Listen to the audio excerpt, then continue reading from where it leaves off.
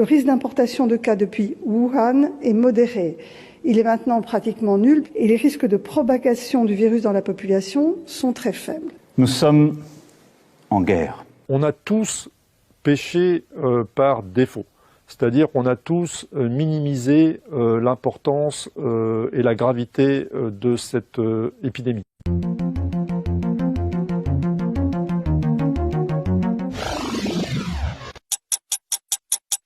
Le lundi 30 décembre, en regardant mes mails, je trouve un avis comme quoi, dans la ville de Wuhan, depuis la mi-décembre, une dizaine de patients ont été hospitalisés pour pneumonie, dite atypique, peut-être virale. 初步诊断有新型冠状病毒感染的肺炎病例41例，其中已出院2例，重症7例，死亡1例，其余患者病情稳定。这个肯定是多少会担心啊，肺炎有些肺炎会传染的。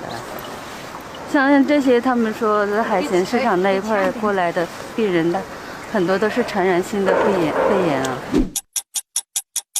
如何的很快的控制病情，控制它的话，减少它的传染的话，因为传染的过程，它逐渐的适应在人体的过程，毒力会增加。Ce virus semble très proche du SRAS, mais beaucoup moins sévère pour l'instant.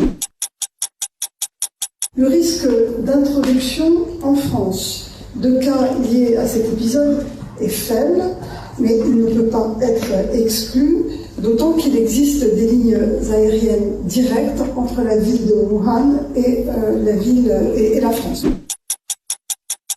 Direction tout de suite la Chine. Face à l'épidémie du coronavirus, les autorités prennent des mesures drastiques. La ville où est apparu le virus est désormais placée en quarantaine.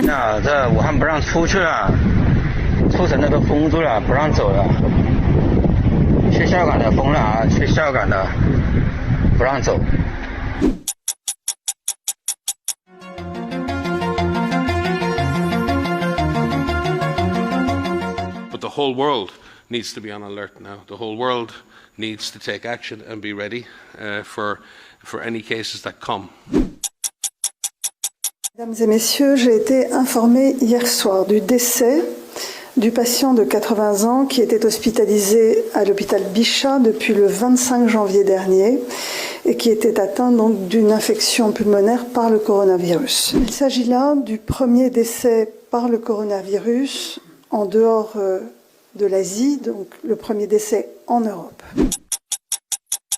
Aujourd'hui, la France et l'Europe d'ailleurs en général arrivent à maîtriser par des mesures sanitaires drastiques, la mise en quarantaine, nous freinons absolument par tous les moyens l'entrée du virus sur le territoire, mais c'est aussi pour cela que nous n'avons pas d'autres cas constatés aujourd'hui. Donc oui, aucun nouveau cas, aucune suspicion de nouveau cas, soyons clairs, sur le sol français. Ah, moi j'ai été extrêmement clair, je serai transparent en la matière. Le coronavirus est désormais bien présent en Europe. L'épidémie touche de plein fouet l'Italie où le nombre de malades a explosé en quelques jours, passant de 6 à plus de 150. 3 personnes sont décédées. Et le pays tente par tous les moyens de contenir le virus.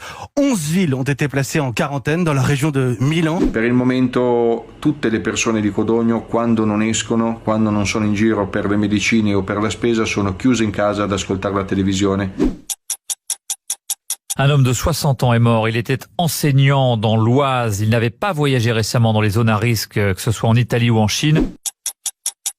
Je suis là parce que notre dernier espoir, c'est vous. Le risque est grand, pas seulement du fait que cette épidémie, on ne sait pas comment elle va évoluer. Le risque est grand parce que le système, en tout cas des hôpitaux publics, est actuellement, je dirais, en partie sinistré. En France, une nouvelle étape de l'épidémie est franchie et nous passons désormais au stade 2. C'est-à-dire que le virus circule sur notre territoire et nous devons freiner sa diffusion. Toute personne qui tousse doit porter un masque. C'est absolument indispensable. Les personnes qui ne toussent pas n'ont pas besoin de porter un masque. Il ne faut pas gaspiller les masques inutilement. Le virus est présent dans certains territoires. Il circule, mais il n'est pas présent partout sur le territoire. J'appelle tous les Français à respecter et appliquer les gestes barrières que nous diffusons depuis maintenant plusieurs semaines. Lavez-vous les mains très régulièrement. Toussez dans votre coude et non dans votre main. Ce sont les petits gestes qui participent à la plus grande protection et qui nous permettront de ralentir efficacement la propagation du virus. La decisione giusta oggi è di restare a casa. Il futuro nostro dell'Italia è nelle nostre mani e queste mani devono essere mani responsabili, oggi più che mai. Ognuno deve fare la propria parte. France, un membre du gouvernement contaminé. Franck Riester, le ministre de la Culture, est confiné à domicile. Son entourage le dit en forme. J'ai interrogé les scientifiques sur nos élections municipales, dont le premier tour se tiendra dans quelques jours. Ils considèrent que rien ne s'oppose à ce que les Français, même les plus vulnérables, se rendent aux urnes. Dès lundi et jusqu'à nouvel ordre, les crèches, les écoles, les collèges, les lycées et les universités seront fermés. Vendredi et encore ce matin, je suis sorti et chacun a pu faire cette expérience. Et nous avons vu trop de gens dans les cafés, dans les restaurants. J'ai donc décidé, jusqu'à nouvel ordre, la fermeture à compter de ce soir minuit de tous les lieux recevant du public non indispensables à la vie du pays.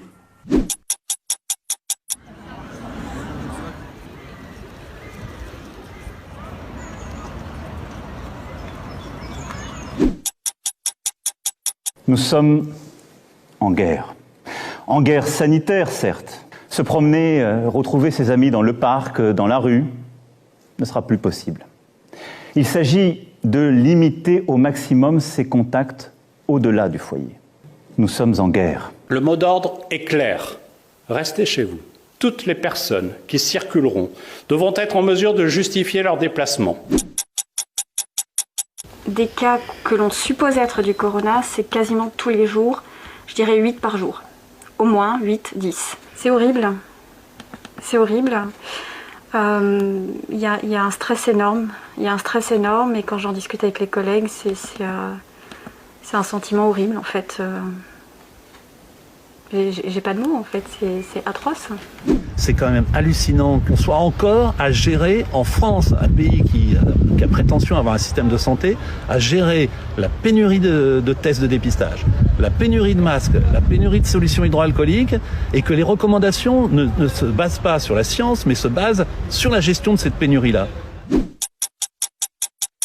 Lorsque le Covid-19 est apparu, il ne restait qu'un stock d'État de 117 millions de masques chirurgicaux pour adultes et aucun stock stratégique d'État en masques FFP2.